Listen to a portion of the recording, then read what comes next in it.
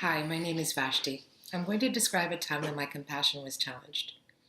Conjuring a sense of warmth and tenderness for those around me is not something I usually struggle with. I believe in our common humanity and in two general principles: the Golden Rule, do unto others as you'd have them do unto you, and my dearly departed grannies, if you know better, do better. The application of these two principles in my life has required tolerance, empathy, and patience, characteristics which have come easier to me in the employment towards others rather than towards myself.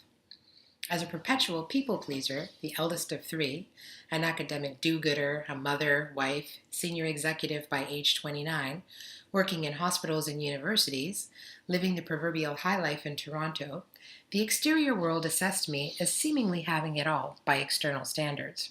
Unfortunately, by the time I was 33, I was to be dealt a series of misfortunes lasting over a decade that not only compromised my sense of compassion, but my sense of place in the world.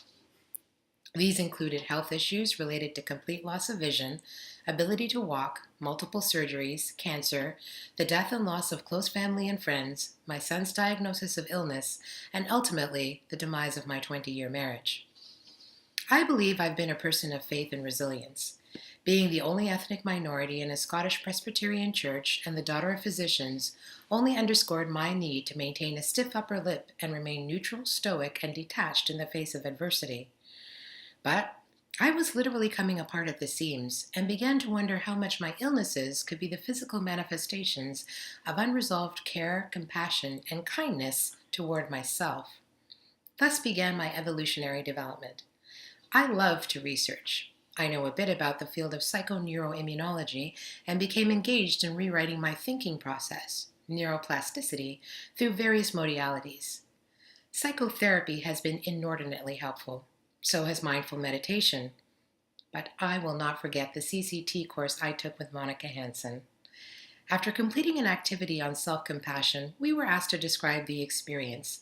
My response, "It feels self-indulgent," drew incredulous, nervous laughter. I know then that I wanted to shift my thinking.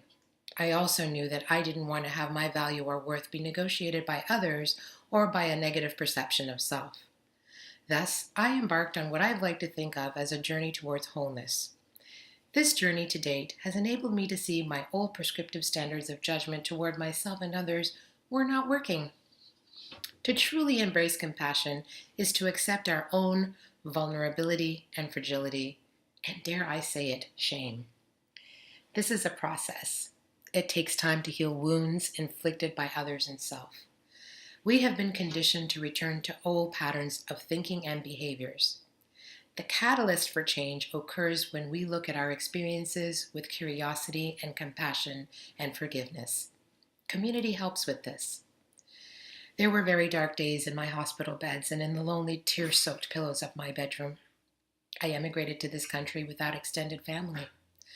Slowly I learned the foreboding emptiness I felt when the limits of my compassion were tested could be lightened with gratitude and generosity. Each day, I begin with a meditation practice followed by short prayer, daily affirmations, journal time.